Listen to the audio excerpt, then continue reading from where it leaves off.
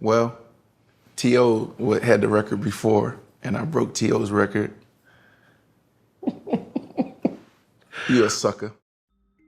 What's up, guys? So many of you know Terrell Owens for being one of the more outspoken former players in the league.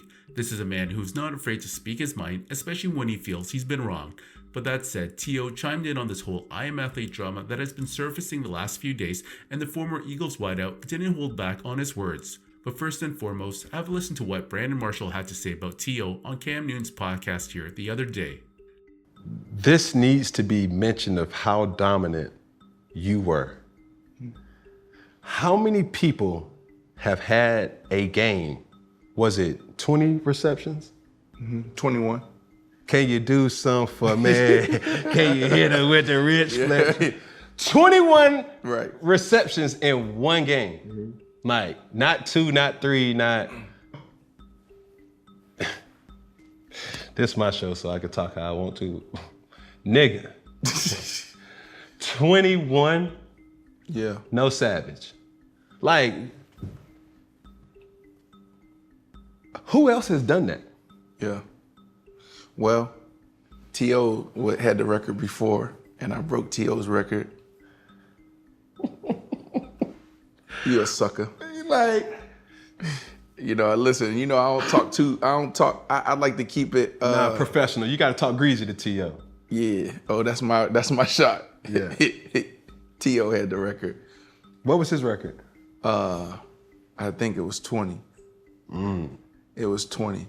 I like, listen, T.O., I looked up to T.O. I just don't like how T.O. is carrying himself. So every time I get an opportunity, because he always takes shots. He's like, man, you're just too old to be doing that. But T.O., I learned a lot from T.O., but we ain't gonna do that right now. So Brandon took a little playful jab at T.O. after beating his receptions record of 20 catches in a single game and was critical of Terrell for constantly taking shot at others. But that said, T.O. was quick to respond back on social media after someone posted a video of Ryan Clark's rant on the I Am Athlete Pivot podcast drama that has surfaced this past weekend. Ryan talked about how he stayed out of the drama, mostly letting his Pivot podcast co-hosts Fred Taylor and Channing Crowder to do all the talking, and only responded after Brandon called him corny. So check out this short clip that T.O. responded to, and I'll get to his comments afterwards. Brandon Marshall might be the biggest coward on the planet, simply because he's on his clout chasing tour. Obviously, I've read some of the comments, and a lot of people agree that he's embarrassing himself. I think the real question is, where are those people that started with him? Me and Channing, Ocho, all the other people that were on the show that he went to recruit after Channing and I left. Everybody disappeared. And if you were right, if you stood for anything, if your integrity was high, then people will still, rock with you. But nobody's there right now. Motherfucker acting like he made me. That's the thing I can't stand. How you make me when I made your podcast, or our podcast supposedly, but it really wasn't ours, as we found out. Then go to another one, create another thing that blows up bigger than that even was. That's the thing that got hot about me. Bitch, you ain't make me. Pauline Pope and Randy Crowder made me. I have done my best to stay out of it because I wasn't a part of the initial show. And when it starts and he gets to me, he says I'm corny, which is fine. I don't necessarily know what that means. It ain't the first time I've been called corny by people, so it doesn't bother me. He said I walked by him. I ain't walking by no fucking body. I watched you, Dapper. But so I walk up to him and I look him in his eye and I shake his hand. Because to me, there's an opportunity to tell me we are no longer cool or we have a problem. Whatever it is, I'm comfortable with it, but I want to talk about it like a man because, man, we are grown adults with children. Even after that, man, every time he would say something about me or his new partners would say something about me, I'd take the high road because I'm winning. Right.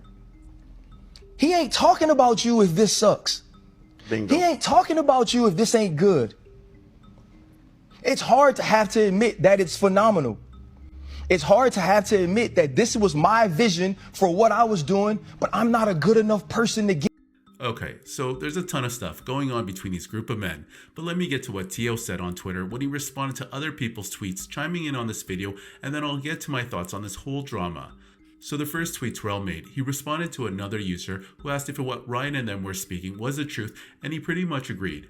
The next tweet actually goes in on some of the excuses people have been making for Brandon, as he tweeted out a response saying, "Can't keep giving a dude a pass because of mental illness. He's well aware of that, and when things go awry, he uses it to justify his behavior and attitude. Like they said, he's bad business, I know firsthand."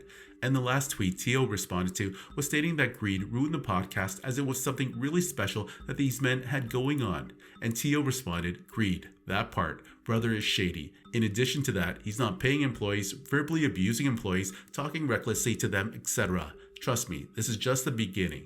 So yeah, it's pretty evident which side Terrell Owens is on in this whole podcast drama. He obviously has first-hand experience dealing with Brandon Marshall, as he was a guest on his podcast on a couple occasions.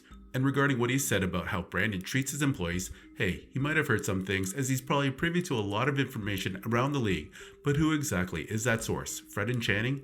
Nonetheless, it's clear where Terrell stands on this issue.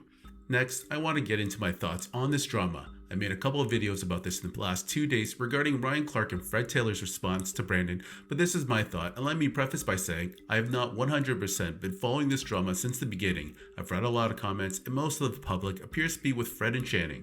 So to begin, Fred and Channing ultimately left the I Am Athlete podcast after disputes regarding ownership. The problem was, when these guys all got together during the pandemic to start the podcast, no one knew it was going to blow up. It appears they only discussed about equal partnership between the three of them and their fourth partner Reggie Wayne, but never actually had the paperwork drawn up. And during that first season, Brandon Marshall was the only one invested any money into the company. I assume expenses like equipment, which can be a huge nut to cover, and paying the employees. So after the show exploded, that's when things got sticky.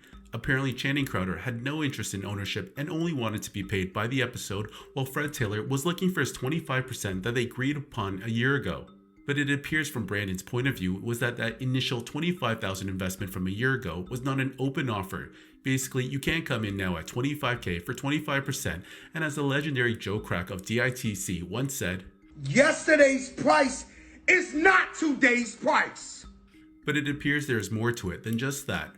Fred only wanted ownership of the podcast and wanted nothing to do with I Am NASCAR, the I Am Athlete Gym, and all the other subsidiaries under the I Am Athlete umbrella. Also, there were a lot of rumors that Brandon refused to open up the books to Fred, who wanted to see where exactly the investments would be spent. So basically, my take on this is, get your paperwork in order before you press that record button. None of this would be an issue today if y'all had acted like businessmen and got lawyers from the get-go and had all your papers drawn up. I'm assuming a lot of these guys didn't want to spend $5K or whatever on a lawyer because they didn't know this shit was gonna blow up like this. I totally understand Fred and Channing feeling entitled to their 25%, but you should have made sure this was written and signed on paper. The same goes for Brandon too. How are you going to be the only one investing money into a business at 25% equal share when y'all pretty much contributing the same amount? What if the business didn't succeed? Anyways, what are your thoughts on this drama, and whose side are you on?